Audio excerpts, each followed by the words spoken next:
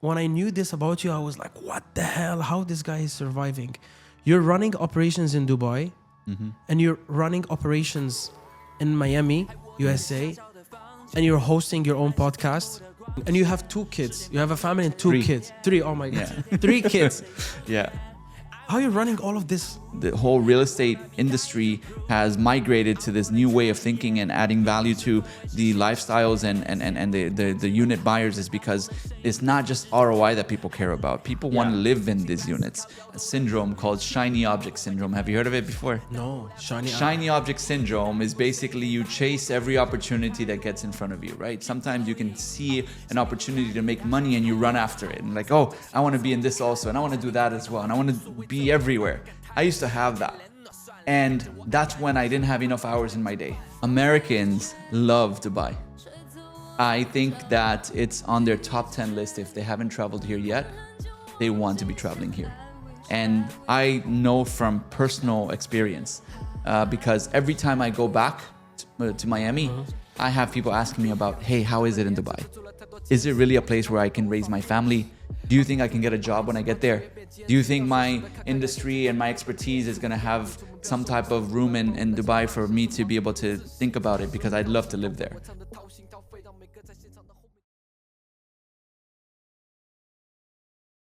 Finally, Main Realty did it. They did one of the few events for training, a sort of gathering for all agents. We brought the best when it comes to real estate training that is really needed in Dubai. I really want to thank you, Amir.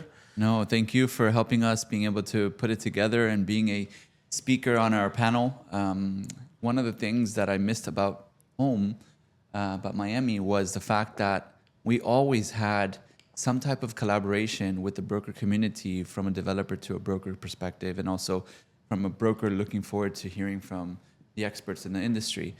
And here, other than probably like major events at launches and things like that, I thought there was just no service being given to our own industry. So that's when I spoke to the team, and my team definitely they did magic for us. Yeah. Yesterday they put the room Irish. together to be able to make it happen, and I think the community of brokers appreciated it. I mean, I was not expecting that, man. Yeah. Everyone, I think, is used to going to launches and hearing all about, oh, I'm the best developer in town and this and that. Yeah. But what do they really get out of it other than Food. Exactly, food and song and dance about their project? But here, like, I wanted to make sure that the industry knows that Main Realty is not here just to be able to sell their product, but it's also to be able to add value, even if you don't do business with us. Yeah. Right? Many of those agents are probably never going to sell our units, but it's okay. Because I think if we put it out there in the community that this is what we're all about, then sooner or later that good vibes will come back to us. No, like what I like what you said. This is about giving value, because I mean what I see is that majority of developers, they are focusing on the getting value from the broker. Yeah. But that food and that launch is nice. Thank you for doing it's it. all their ego But it's in just play. There is no real value given to the agent, and we brought a big figure, Dr. Anand.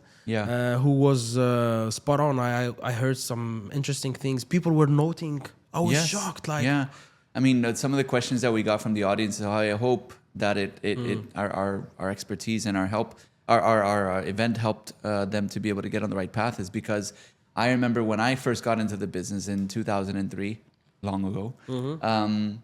I used to go to every event possible, especially the free ones, is because I didn't have a lot of money, and I need to get all the education I can get. And so I remember sitting in the front row and asking all the questions. Why? Is because I was curious. And I can say that those events helped me be able to shape my career to be where I'm at today. Right? It allowed me to be able to learn from other people's expertise and other people's mistakes so that I don't have to go through it all over again. Yeah. So I urge all agents, new or existing, meaning new or experts, to be able to always take in information, make time, make it part of your day-to-day business, to be able to attend educational seminars, is because that's what helps you be able to look at it from a different perspective or learn different ways of doing things. Yeah, we can call it a seminar, was it? Yeah, I mean... It's kind of like it was training, like workshop. It's a workshop. It was a workshop. Yeah. How did you have the like? Okay, you were inspired by back home, which is cool. Americans, you always come up with cool things, but like the idea of executing it when it really become like, oh, I really need to do this. No, that's when Main Realty was first created. We always wanted to find ways to add value to our consumer. I mean, the theme of our company is that we want to add value wherever we go. Our original tagline for Main Realty was adding value to priceless. Let me explain to you what I mean by that. Like adding value to prices. Yeah. So priceless is what? Priceless is things that you can't buy. Adding value to priceless. Yes. Adding things like anybody can buy stuff that is with a price tag on it, but not many people can buy education from the industry, or expertise, better said, expertise from someone that has been there, done that, because not many people are willing to share. If you go to a real estate broker in the marketplace that is crushing it, that is making 8 figures, it's rare that that person is going to have the time to be able to sit with a newcomer and say, hey, this is how you make money, right? So that's priceless. That is things that you can't buy in the marketplace. Yeah, you could probably watch some YouTube videos and all that stuff. Yeah. But maybe it's not as relevant and it's not as effective as sitting in the audience and speaking face to face with somebody, or having the ability to ask questions and so on and so forth. So like for me, Main Realty was built around that philosophy of adding value to priceless. Yeah. So whatever we can do to add value to our consumers, we'll always try to do at our company here. Adding value to priceless. I love that. Yeah. Okay, and also the topic that we picked, or you guys picked, I mean, thanks to Naveen and Arish and yourself, Amir, it's very, very, very important. Nobody's talking about it. Social selling. I was like, wow, we need to hear more about this. And I find myself, you gave me an opportunity to share my knowledge. You know what I mean? And let me tell you that, you know, in the US, there's a big age gap, meaning, and it's better now than ever before, but it used to be where the average consumer was in their 50s and the average agent was in their 30s, right? And even now, today, the new agents, they basically understand digital marketing way better than probably the top performing agents, right? Because usually the consumer is in their 50s and the agents that can best appeal to that consumer is an agent in that age group. Yes. And so they don't understand digital marketing yet.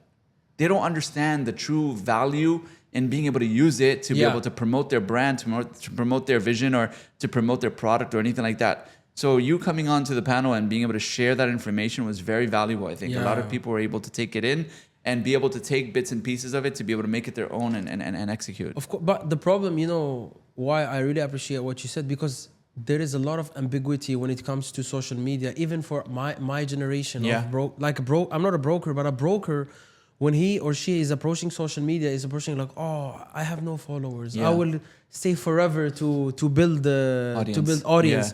But it's not about building audience. It's about, let's say, you're a client, I'm a broker, I meet you, Amir, I close one transaction with you, or I didn't close a transaction with you. I had a good banter with you.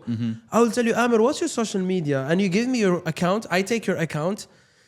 I am living in your mobile. I will be posting maybe 3, 4, 5 times a week. You're always seeing me, oh, that's the guy I met. It's like a reminder. And if one day I will post about a project, you'll be like, I met this guy, I've seen his content. True. I will DM him, maybe I want to buy it. This is how they have to approach it. And yesterday I had the privilege to say it to a lot of brokers. And thank you for that, man. No, thank you for giving us your expertise and your time, because our industry is really the best, I think, beneficiary of social media, right? Aside from, I think, all the negative things social media can be used for, one of the things it could definitely be used for is personal branding. And you spoke very, very... I think informatively, to be able to let audience know how important it is to be able to build a personal brand and to be able to use social media to be able to get to the masses. I mean, I was sharing this example to one of my internal team members that, you know, if your audience is sitting in the other side of the world that hasn't been to Dubai yet, they're living through your eyes and ears. Exactly. Right? So yes, maybe to you, that little quick snap of Sheikh Zayed Road is probably like, who cares about this type of thing? But for someone in the other side of the world, it's probably like a answer to their Yeah. their dreams. That They will be of coming here obsessed. one day. They will be Yeah. obsessed with you, especially Dubai is a big brand. Correct. I mean, they will be obsessed with your content. They are, I don't know where, in another place. Yeah. And you're informing them about what's going on in Dubai from a real estate standpoint, from social standpoint, and they're seeing your maybe everyday life and Yeah. they're like, you're like a celebrity in their eyes. Yeah. But I also like the fact that we are doing this main mic because I think personal branding can take a lot of shapes, and the podcast is the most underrated, and there is a shortage in podcast. Yeah. And you investing in this beautiful studio, first of all, I want to thank you as a podcaster because it's my industry for doing this, and the type of episodes we're doing, the type of value we're pushing, and the fact that also we're planning to bring people from the offline world, the big names that they don't exist in social media, and we want to put them in social media. That's why you have to follow. I really want to thank you for that. You're capitalizing on that. Again, Americans, they come up with the coolest ideas. So also I want to ask you about your life because look, when I knew this about you, I was like, what the hell? How this guy is surviving? You're running operations in Dubai and you're running operations in Miami, USA, and you're hosting your own podcast. How you're coping? And you have 2 kids. You have a family and 2 kids. 3. Oh my God. 3 kids. Yeah. How you're running all of this? Honestly, it's not easy to be everywhere. And my family knows my commitment to my business and how passionate I am about real estate and wanting to see the projects for Main Realty come to life. And this wouldn't be possible without my wife being so supportive as she is, to be able to be my home base, to be able to take care of, everything that needs to be as important as bringing home as we call it in the U.S., bringing home the bacon, bringing home the revenue of the business, the income. So for us, I think the support system from back home is really what makes it possible, right? She's my foundation. She's the one that allows me to be able to be my best version at work. And then when I get to work, it's all about discipline. Discipline to be able to keep priorities top of mind and something that allows for the team to be able to buy in so that they could feel like, okay, this is a company worth being part of. So overall speaking, I think we've been lucky. We've been lucky to be able to get the results. Many people try a lifetime to be able to get the results that we've already had in the local marketplace in such a short time. Yeah. And I would say that the discipline has allowed us to be able to conquer a lot of our fears, is to be able to just take it day by day and stick to hard work, building a good team, surrounding yourself with people that believe in you and that also that are talented in their own expertise so that they can go ahead and see the bigger picture and add value to it. I notice a pattern in especially successful men. This pattern is that these successful men, either they don't have a significant other or they have one significant other for a long time that supports them. Yeah. It's always the pattern. Like yesterday, I was sitting with this gentleman, Jordan, shout out to Jordan, and he was talking highly about his wife the same way you are doing now, and he's super successful. This guy, he bought his first apartment, he was 21. Wow. And he met his wife, he was 15. So I noticed this pattern. A lot of successful men, they have this one lady they met and they stick with her and they are acting like a team. Yeah. And that's beautiful, man. I hope what I have today at home, my fiance, we're of that nature of couple. Inshallah. And things are going well. Great. And also, I wanna talk about something related to the operations back home. So you are successfully running your operations. I know you go a lot to Miami, but you are successfully running your operations in Miami. Sometimes from here, because I remember one day you told me, Walid, listen, after 5. Yeah, I'm working in Miami, but from here. How? Just tell me a little bit about this. My phone is nonstop. Luckily, I have a good phone plan that allows me to be able to keep my calls and my minutes flowing and my data flowing and things like that. But aside from that, I think it takes a lot of team building and organization. You can't be in 10 places at one time. And I used to have this syndrome called shiny object syndrome. Have you heard of it before? No, Shiny object syndrome is basically you chase every opportunity that gets in front of you, right? Sometimes you can see an opportunity to make money and you run after it. And like, oh, I want to be in this also. And I want to do that as well. And I want to be everywhere. I used to have that. And that's when I didn't have enough hours in my day. That's when I couldn't even focus in one place. I could be sitting just in Miami and I couldn't feel like I was able to accomplish anything, even though I had everything, every opportunity that I wanted to be involved in. I was involved in, but I didn't feel fulfilled and I didn't feel like I was accomplishing anything much. So until I didn't get really serious about picking my top 2 or top 3, I really couldn't feel progress. And so entrepreneurs, serial entrepreneurs have a serious case of this. And until they don't understand that they need to, create their list of top 10 and eliminate 7 of them and focus on their top 3, it won't happen. And that's what I had to do before I moved, is because otherwise I would be going back to Miami for every little thing. And then I'd basically not be able to accomplish anything in my new place. So I limited my opportunities to top 3. And then that's it. I put my time, energy, and soul into it. And I get to see the same benefits as if I would see from 50 different opportunities. Because you're capitalizing on 3 things or 2 things and maximizing the revenue from that. 100%. I think I relate to what you're saying. That's why I picked my passion, because you're doing something that will make you maybe 1 million dirhams soon, inshallah. And then while you're doing this, an opportunity appeared of 10 million. Yeah.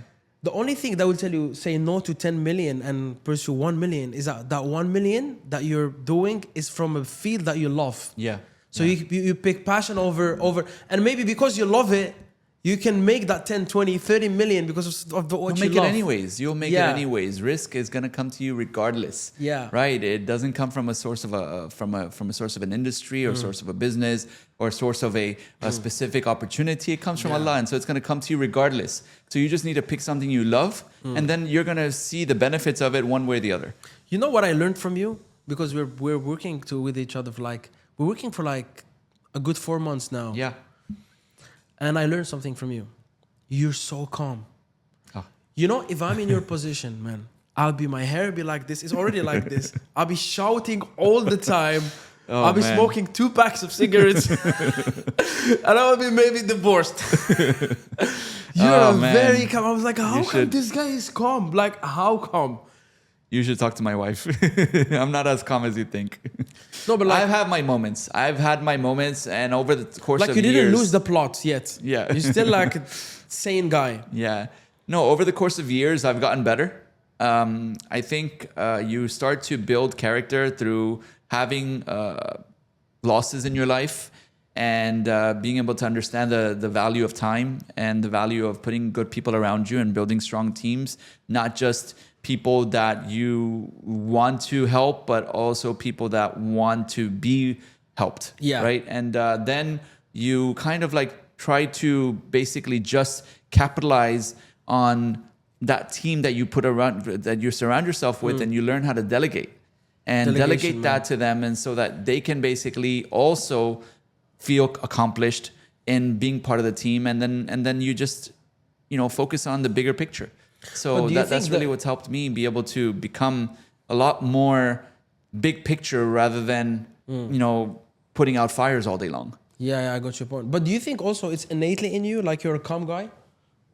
Or you had to learn it? I mean, if you look at my resting heartbeat, doctors don't like it, but I think it's just I wake up energetic, and I think paying attention to my health, being able to go to the gym, being close to my faith, praying has allowed me to be able to let just life unravel itself every day instead of chasing it.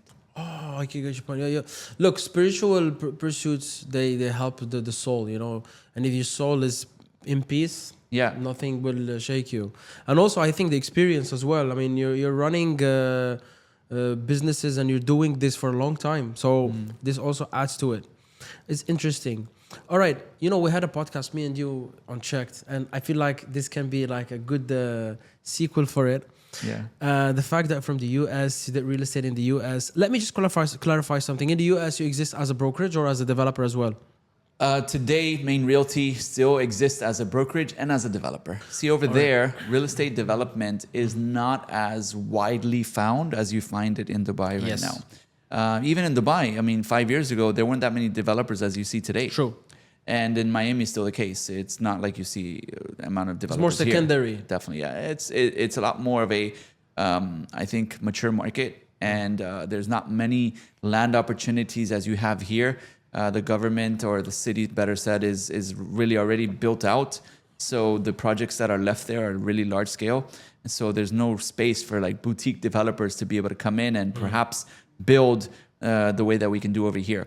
So there, what we used to do anyways was never off-plan sales. We built for portfolio. We built for the purposes of rental income. And so anything we built was taking vacant land and turning it into an income-producing property, whether it be a shopping center or be a multi-family, as we call it, apartment complex. That's really what we did there. And so when we came to Dubai, it was a whole different way of doing business for me. Yes, it combined all my expertise that I had from back home of sales and building and so on and so forth, and combining it to be what we are today. But overall, it was something that we were just basically getting started in building our brand for. You told me something interesting about Miami as a city, especially from a construction standpoint. You told me once, Waleed, look, when you build in Miami, it's different than when you build in, like, for example, New York or other places, because there is, I think, like a lot of natural stress for the materials there. The building code. The building code in Miami is the highest standard, I think, maybe in the world. Why? Is because we are in a natural catastrophe, a lot of hurricanes and weather patterns come through there. And so we need to build for high wind velocity. We need to build for that standard where our windows, our structure, even our facade and parking and things like that nature are really at the highest standard. And so sometimes the cost of construction itself doesn't make the numbers work. Yeah. And then the resale values aren't there in line with what it would cost us to build new projects. So a lot of projects don't happen just because of that. Yeah. And so you need certain subsidies from either governments or public-private partnerships to be able to make the numbers work. We've been successful in doing those. And amazing. At the same time, though, like I told you, Dubai, it's in a class of its own. Here, although we do, want to build construction with quality and the highest of standards, we don't need to use, Hurricane 5 Category 5 rated glass just to be able to build a skyscraper here. So you're coming from an environment where building is very high end. Yeah. That Dubai, quality wise, is very easy for you guys because you have that Miami schooling of construction. Correct. So when you come here, and I mean, I'm not gonna bash anybody, but like, we need good quality, and thank you for doing that because I know what you're doing here. It's amazing. Yeah. So, and also I want to ask you something. I think the similarities between Miami and Dubai in terms of heat and humidity, it's something also in Miami. Definitely. So you built for that. The lifestyle is similar, and the lifestyle, right? What Dubai is to this side of the world, Miami is to South America, Central America.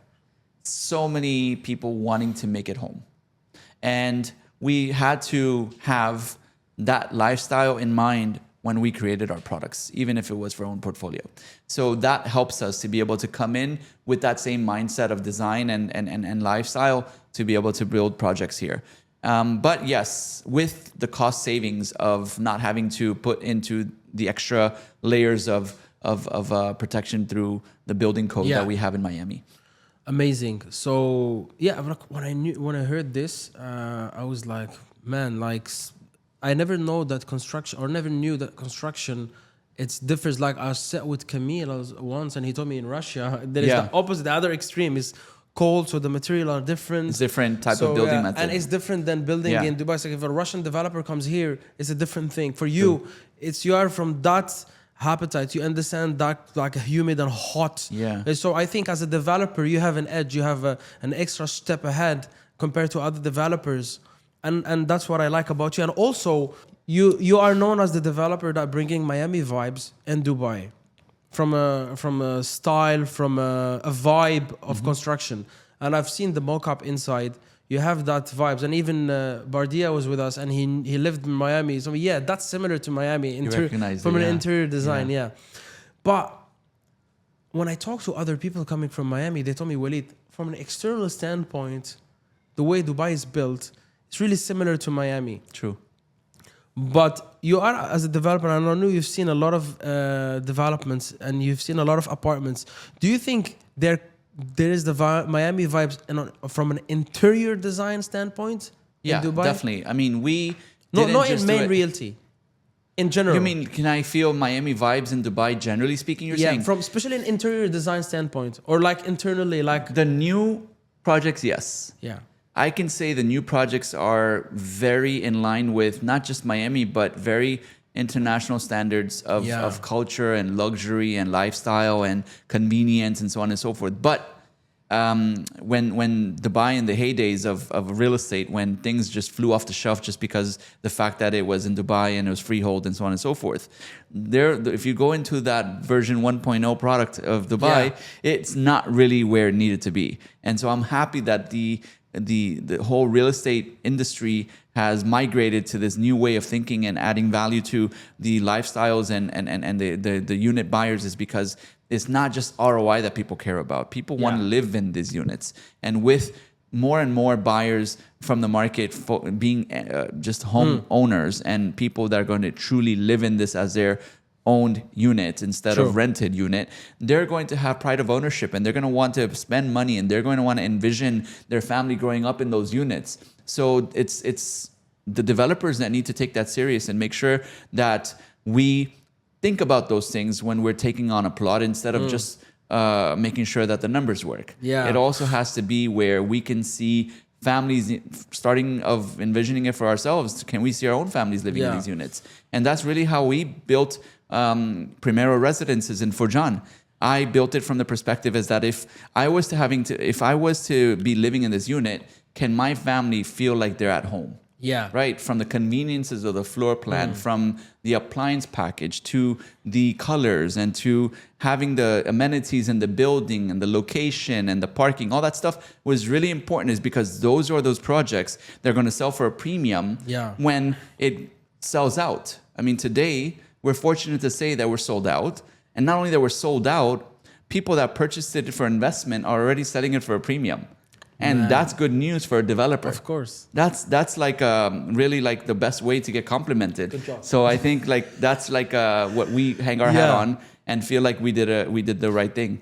And I mean, I think I heard this from a lot of developers. They say, Walid, listen, a unit that is good for ROI, it's not necessarily a unit that is good for capital appreciation. Agreed. It's not necessarily a unit that is good for an end user or a homeowner. There are two different or three different categories. But if you have good quality in a good place, you can hit that sweet spot that this unit is good for all type of either investor, rental yield, or someone who wants to live in it. Yeah. And especially you are in the luxury, in the affordable luxury segment. And I think, Camille, one of the people who was with us here in Main Mic, he told me once, Walid, Dubai is known as the luxury city, right? But we have actually a shortage in luxury. Yeah. To the ultra luxury. Ultra luxury or luxury in Correct. Because it's a very risky product to be able to build. It's a very expensive product to build. And you can't build ultra luxury or even luxury in every market or every part of Dubai. You can only do it in specific areas. And then to be able to give that true taste of that brand that you want to represent, you need to make sure that you have the right location, and then you have the right appetite to be able to cater to the needs of that most sophisticated buyer. And not everyone is able to deliver on their promises. Although in Miami, my expertise, we've built homes as high as 6 million in Miami. Why? Is because that was really what I thought that I had the expertise in doing, and we had the opportunity, so we did it. Yeah. But we wanted to take bits and pieces of what we learned from that segment, and then we also built affordable housing. We built Section 8 homes, which we call it, which are government's subsidized rental programs to be able to put people in homes. So we've built both, and we learned from both certain aspects that help us be able to be who we are today. Yeah. And with Main Realty, we want to be known as the affordable luxury. That doesn't mean we're the cheapest product. And that doesn't mean we're the most expensive product either. Yeah. But we want to be able to take from both segments and be able to give you the best of what the market Yeah, has it's to like offer. sweet spot between something affordable and like high end, top notch, and that's what I see. But like, let's talk a little bit about what we call in this market boutique developers, because I'm hearing from top agents now that they are leaning or they're tilting towards boutique developers. Yeah. Not only because the big developers, they don't have an inventory. No, I thought it's because of that. But actually, it turns out that to be from to be on a safe side, because the boutique developer, they have to deliver what they promised. Yeah. The mock-up or the show apartment, it's exactly like the delivered product that they promised, and they don't want to give their client like a bad product, so they are tilting towards the boutique developer, and there's a lot of them. Yeah. See, the big brands in the marketplace, they already have a basis of buyers that they can call the minute they have a new product, and they could sell it out without even doing a launch. You know, big brands, they can, within minutes, hours, sell off the whole project. And so then that buyer that really wants to buy it for their family and to be able to live in the unit, and they want to see a mock-up apartment, and they want to know more about the location, and they want an aggressive payment plan, things like that, they probably aren't going to receive that from the bigger developers.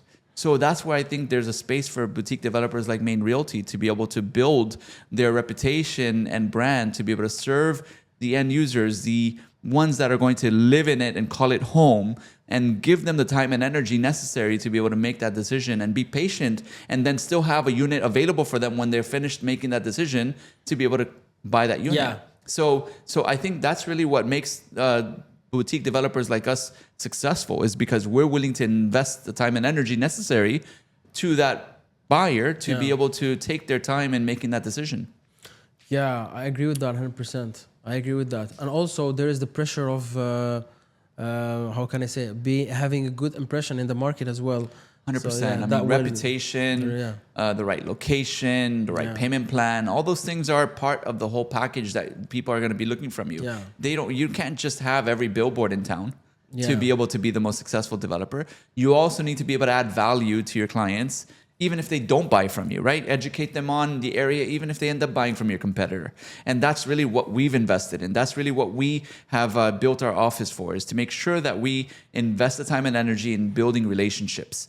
That's really the key to our success. And in the course of time, we'll be able to have those relationships serve our brand to be able to become one of the best. You know when I knew that what you just said now is correct, and you're not just bluffing, because you told me, Walid, you see this studio, even agents want to record something, they can come for free. And I know, like, this guy, he have the value mentality. He want to give value, and he will know that the value will come back. And the same way you're dealing with these agents, I know you're going to be dealing with your clients, the people who are buy for you. But let's come back to something that there is an unusual approach that you have that I didn't see before. And I've sat with a little bit of I sat with some developers. And developers, or anybody in real estate, anybody, whether an agent, anybody, a sales manager, or a head of development, a head of brokerage, they like the investor type of client. You're the only one who prioritize the homeowner. And till now, I don't understand. Like, it's not that I don't understand. I understand from a theoretical standpoint, but I feel like it's an opportunity because nobody is focalizing on that type of people. In our project, in our first project, Primero Residences, 99% of the units were bought by people that are going to be living in the unit. And we had 0 bulk sales, and I can say maybe 0 corporate sales. That's great news for people that want to live in the building. Nobody wants to be in a building where the building is not taken care of, where people are moving in and out every month just because the landlord is running it like Airbnb, or perhaps just tenants moving in and out. In this building, people are going to be raising their families. There'll be neighbors, real neighbors. There'll be neighbors that they're going to be able to know them for years, is because this is where they planned to start their family or to grow their family, or to basically be the home where their kids come and visit their parents. Yeah, so, they can borrow salt between each other. And that's neighborhoods. Yeah. That's really what people want to be part of. Yeah. And that's what I want Main Realty to be known for. Not that we build development and buildings, but we build neighborhoods. That's so powerful, man. Because, everybody is saying, Dubai, there is no social life. Everybody leave one day. You cannot make friends. If a lady cannot find a husband cannot find a wife. And I think it's because our culture in real estate, because if the brokers, they're promoting for investors, literally the promotions, the ads, all are looking for investors. So that's how the social life will be, because the biggest investors are from real estate. If there will be people like you in the market that will focus on end users, relocating people, and there is opportunities in Dubai, we will change the culture, literally. I definitely agree with you saying that brokers have a lot to do with being able to help us make this vision come to life, because brokers are really interested in, sometimes they're just driven by commissions, right? So if they have a client that they can spend 20 minutes and be able to sell the whole floor, they'd rather do that than to sell it to an end user that's wanting to make sure that the bathroom and the bedrooms are big enough for their kids. Yeah. So they definitely need to help us be able to spend and invest enough time in building those relationships with those end users to see the value in buying real estate. And that hand-holding is something that us from USA we're really used to, is because 80% of the market over there were end users, were people that wanted to grow to raise their family in those homes that they were buying from us. And so from an internal sales perspective goes, my team, they will invest the time and energy necessary to be able to assist the brokers and being able to close end users. Yeah. We will do whatever is necessary to be able to make sure that they have dimensions, that they have the local schools, that they have anything and everything that they need to know, so that they can basically cater to that, so they can help us cater to that end user market. Because that's really where I think Dubai, as it matures as a city for people to live and move into, it's going to need more and more brokers that can serve that type of client. Talking about this, about Dubai is becoming that city where people want to take as a home, and also talking about the fact that you're from the US, and people from the US, they are mainly end users than investors. Do you think, because I'm seeing that there is a huge community of Americans jumping to Dubai. Do you think that we will have more of that? Are you going to be that one developer from the US selling to the people from the US to live here? Have you ever thought about this sales strategy? Americans love Dubai. I think that it's on their top 10 list. If they haven't traveled here yet, they want to be traveling here. And I know from personal experience, because every time I go back to Miami, I have people asking me about, hey, how is it in Dubai? Is it really a place where I can raise my family? Do you think I can get a job when I get there? Do you think my industry and my expertise is going to have some type of room in Dubai for me to be able to think about it? Because I'd love to live there. Right? And I spent a lot of time being able to talk to them and be able to tell them about my story and how I struggled when I first got here, and how Dubai eventually caught up to what really we were expecting from society and or from the actual opportunity. And luckily, very fast, it kind of surpassed our expectations. Right? When we first got here, we came for the shiny lights. That, this city is going to be the best place to live. Why? Because it's the newest and it has the best restaurants. Everything is halal. And even little things like, the bathrooms have Muslim showers. I mean, we probably laugh about that. But in Miami, that's a true benefit. It's like, man, we can go to any bathroom and know that there's a clean bathroom to use. But those are things that brought us to Dubai. But then when we got here, there was a lot of things that weren't really up to the standard that we really had appreciated from back home. But today, I could safely say that somebody coming from America can make themselves at home in Dubai, from a place of income, from a place of cost of living, from a place of education, safety, opportunities to invest, traveling back and forth. I don't think there's a better place. And I mean, of course, with the Trump presidency, things are looking like things are going to get better. And But- he's meeting a lot of people from this region. Yeah. It's a lot of... He definitely is. If you look at his decision making, it's not like the American way of making decisions anymore. If you look at his decision making, I think he's using a lot of ideologies that were successful here in the UAE. yes, I noticed that. It's crazy. Right? I mean, crazy. because although, I mean, it's a democracy, he can't just basically say and tomorrow it becomes law, but he's trying. He's trying to use this power of what is it called? Let's say, yeah. He influences. He's a strong guy. He have a big influence. Also, we saw that even business or developers from the UAE, such as the Mac, they're investing there, and I like that. Look, I'm not from. I believe that we need the West to stay strong for this place to.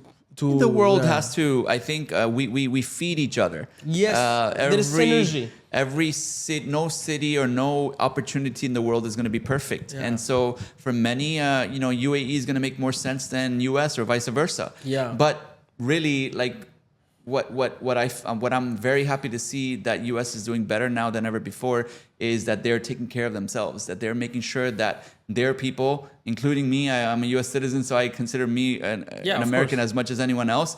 And I would say that I'm glad that our new president is able to put Americans first, because that's really important. Because if we don't do that, then who else is going to take care of us? Yeah, of right? course. So that's one thing that I think I'm very happy to see through Trump's presidency, that he's able to put the needs of Americans before anyone else's. Yeah, I mean, for me, even though a lot of when Trump was first president, first time, he was like about banning the Muslims and all of that. For me, I was like sometimes you hear something, you judge, but when you hear the whole context, the whole thing, it was out of fear. He wanted to control some stuff, or. Sometimes he say it He's in a just very doing it from a place way. of creating headlines, right? This guy is a serial entrepreneur, and he's more than that. He's a great marketer. Yeah, he loves to create headlines. He knows how to create headlines, and at that time, that was just the way that he was able to create the headlines to be able to cater to the media at the time. And so he just took the opportunity and ran with it. So I think overall speaking, there's a lot we can learn from Trump in the grand scheme of things. But overall speaking, all we can say is as long as he looks after people and he puts their needs before their own, then I think we'll be in a better place globally, not just as an American. I mean, let's be honest. If something in the West happen, especially US, the chaos will hit the whole world. So we want the world to be all in peace. That's what we want. And also to talk about what you said, that he's good in creating headlines. Guess what he used this time? He used podcasts. Yeah. Podcasts are very powerful. 100%. So they can put a president in presidency. You know what I mean? It's very But also, powerful, it's, I think, aside from just politics, I think podcasts, for me, I'm not such a public person, and I'm not just somebody that you would see shooting selfies or taking selfies to be able to publicize myself or my brand. But podcast allows me to be able to just have a casual conversation with my friends or somebody that I'd love to connect with, and get to basically share that opinion to the masses. So I think that's a great way that I've seen being able to spread content without having to fear the camera. I mean, we can cut this from what I'm going to say about podcasting. Podcasting for me, and I really want you to think about podcasting like I think about podcasting. What podcasting enabled me is to sit with people that if I don't have a podcast, they will say, no, why I cannot sit with you. And these people, not only that they sit with you, whatever conversation you had with them, it was recorded for other people to benefit from it. And these people, if they're important in the field, especially if it's your field, they will leave and they will always remember you. You exist with them on social media, and you will have a different relationship with them. Agreed. So you can always come back to them. You can always talk to them again. Yeah. And you can never do that if you don't have a podcast. Agreed. And that's been honestly through your expertise that you've brought to Main Mic, and also after meeting you, being able to learn how podcasting works, the world of podcasting. that's something that I never like leveraged before, obviously, is because I always thought that I have to be in a professional setting and I have to make an appointment and I have to have some value that I can basically add to that customer or that person before they can sit down and have a conversation with me. And now, like, I can literally have a casual conversation with somebody that I wouldn't be able to have otherwise. So you're right. Yeah. It's something that like opens doors for people that really wouldn't have been available before. You know what's the themes and the ideas I have about podcasts? Let's say like one of the ideas, like two friends, they had like a fallout. And one of the ideas is that they will talk about that fallout on a podcast. Someone who closed the deal and he sit and he say how he closed the deal on a podcast. Podcasting is a way, it's how to make an interesting conversation out in the web. I think that would become like reality TV. It is actually a reality TV. It has a reality TV component in terms of reality TV is something unscripted. Yeah. Podcast is something unscripted. It has a theme. That's it. That's the theme. Yeah. We're not going to talk about food now. We're going to talk about real estate. But it's just some talking. But it's unscripted. Yeah. Then let it go wherever it goes. Exactly. Yeah. This is the reality. Disaster or headlines. Now here you have to. The good thing is not live. Then the editors have to do their job. The editors, they will tweak it a little bit. But this is how I see podcasts. I mean, you can meet someone and just tell him, look, let's have a meeting. Can we record it? Yeah. You turn on the cameras and you're literally on a meeting and the mic is here. You're talking about the meeting. And if the person is comfortable in front of the camera, which are not a lot of people, but actually podcasting is the best networking tool. Agreed. This is how I'm going to put it. No, I agree because like I told you, I was camera shy and podcasting allows me to be able to share my vision and my opinion without having to worry about, oh man, I'm on camera. Yeah. That's powerful. I'm just having a college conversation. And it will help you in offline. Also in the offline world now when you're you will be more confident for some reason. Yeah. And by it the way, gives you that practice. I want to give you an information. That was the first time I do public speaking yesterday. Was it? I never did public speaking before. Man, it was you did like a champ. Because of really, the podcast, man. Yeah. Because really the only thing that changed is people were sitting in the room. Other than that, we were just having a conversation, I think.